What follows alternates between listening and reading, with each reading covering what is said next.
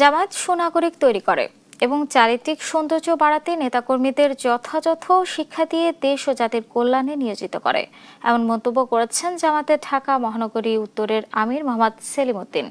শনিবার রাজধানীর কাফরুল পশ্চিম থানা জামায়াত আয়োজিত বিনামূল্যের পানির পাম্প উদ্বোধনকালে এসব কথা বলেন তিনি।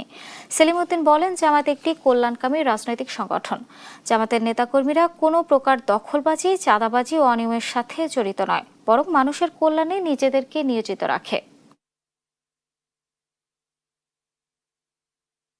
এর বাইরেও আমরা জায়গা খুঁজতেছি, যদি একটা জায়গা পাই তাহলে আমরা এখানে ডিপ টিউবওয়েল স্থাপন করব, যাতে এই ওয়ার্ডবাসী আপনারা পানির সংকটে না ভোগেন।